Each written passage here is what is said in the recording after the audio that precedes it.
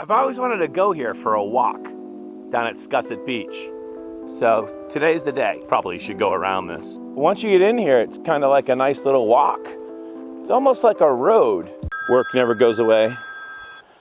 This is Jack. Jamal, what's up, buddy? See you, pal. Bye-bye.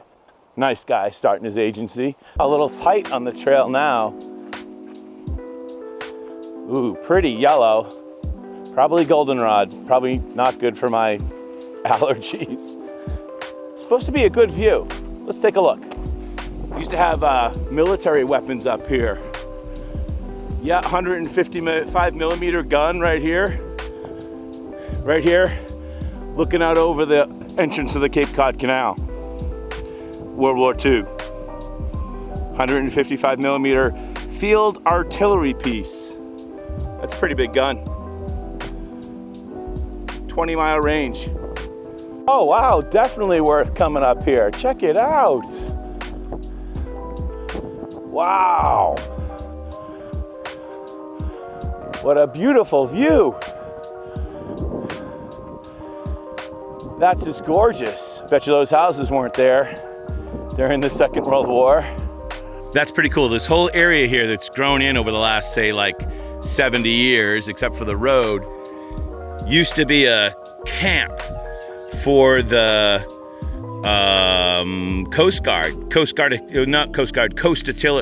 Artillery, Battery C. It used to be 1, 2, 3, 4, 5, 6, 7, 8 good-sized buildings here, all taken down at the end of the war, and then just it all grew back. Well, that was well worth it. Nice walk this morning, just under 2 miles. So I'm actually gonna head over to the canal and just make it 2 miles. Can't eat there.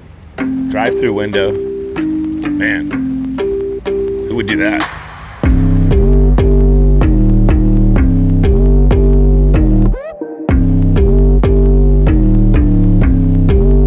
So the other day I'm watching Cody Warner, I can't spell. W-A-N-N-E-R.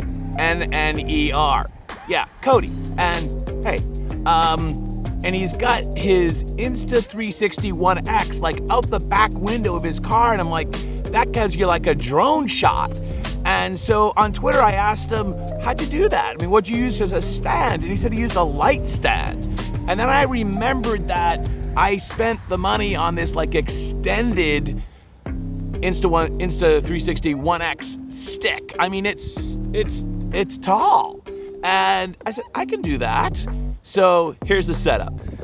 So this is how I did it. I stuck the bottom of the pole in the door handle, ran it up through the window, closed the window so you get some tension there, and then the pole is way up there,